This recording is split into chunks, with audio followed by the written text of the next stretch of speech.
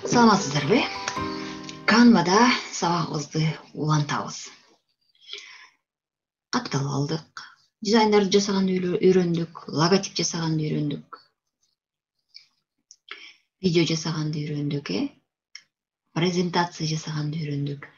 Эми дагы мүмкүнчүлүктөрдү дагы ылдый карай беребиз. Мынакей Инстаграмга логотипти үйрөнгөнбүз. Инстаграмга ар кандай сүрөттөрдү, кызыктуу сүрөттөрдү коюп алганды үйрөндүк. Андан кийин мынакей бул жакта публикация Facebook'ка дагы ар кандай кызыктуу сүрөттөрдү коюп алып жатышат. Аларды жасап алсаңыздар болот.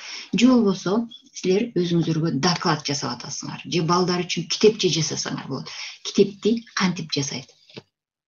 Мынакей документы в формате А4 деп турат. А4де ар кандай китеп, мынакей жөнөкөй эле баракчаны койсоңуз болот. Өзүңүздүн текстиңизди коюп алыңыз.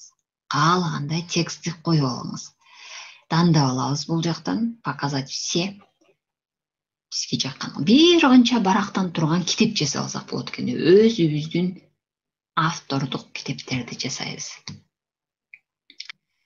Дизайндын түрлөрү.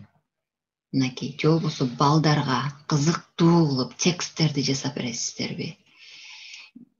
Маалымат бересиздерби? Мынакей жөн эле мен каалаган бир текстимди алам дагы бул жака кошуп көргөзүп бергим келип жатат.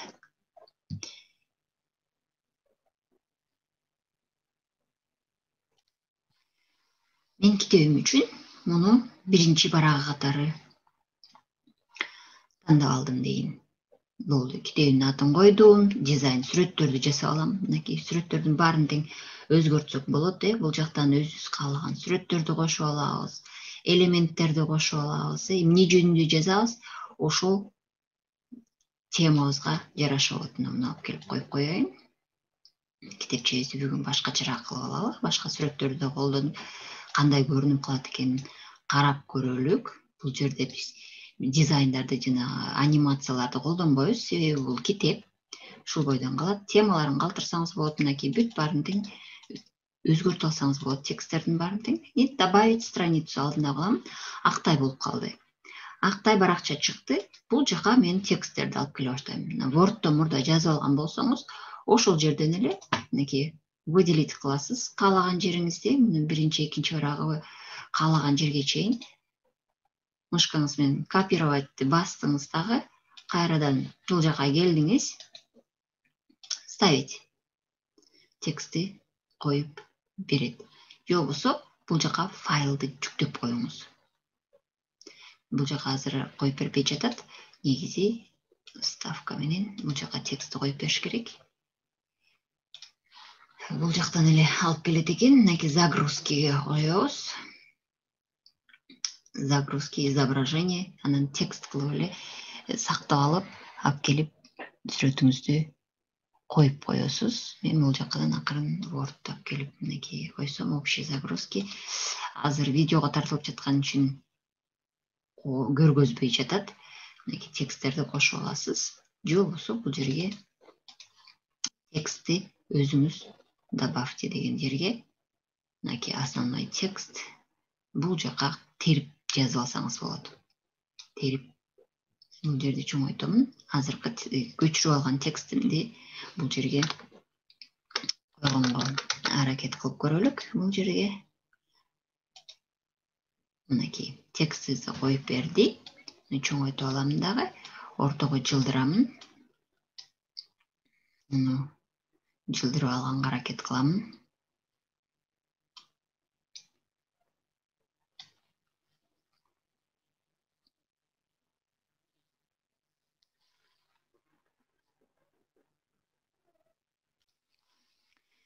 Текст мынакей мен жылдырып жатканда кай жерге баткан жерин мүмкүнчүлүгүн көргөзүп берип жаткан үчүн бул чоңураак болуп калды. Кичирейтип алам. Ортого дагы бул батып жакшы болуп көрүнүп туруш керек. Мынакей текстим бул жака коюп алдым. Эгерде тексттин шрифти жакпай атса, аны деле кайра бөлүп алам дагы. Бул жактан шрифти тандап алам. Кандай кылып өзгөртүп алсам болот. Мынакей.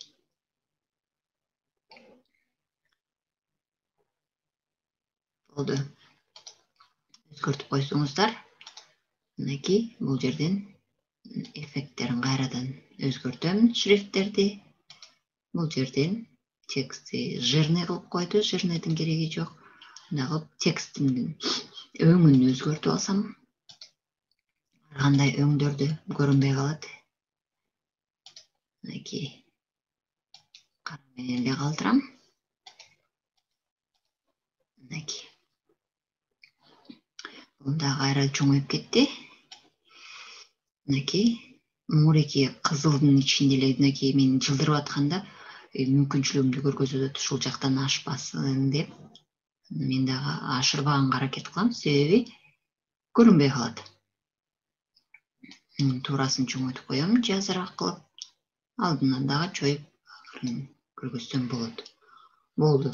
Андан кийинки баракчаларды кошобуз. Же болбосо бул жерден текстиме жараша дагы мунун жанына элементти кошуп алам.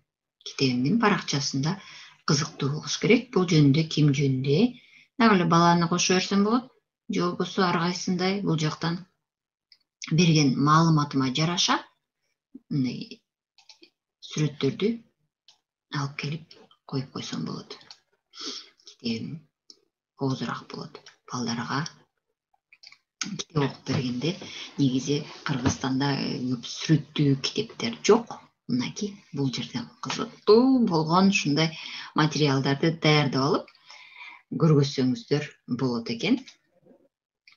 Мынакей ар кандай кызыктуу фондогу сүрөттөрдү коюп койсоңуздар болот. Мынтип биз Canva менен китеп жасаганды үйрөнүп алдык. Кызыктуу балдарга китеп жасап окуп бересиздер, же болбосо бири-бириңиздерге таратасыздар деген ойдомун. Бүгүнкү сабагым дагы пайдалуу деп ойлойм. Саламатта болуңуздар, жакшы туруңуздар. Кийинки Canva жөнүндөгү сабактан жолукканга чейин сак саламатта болуңуздар.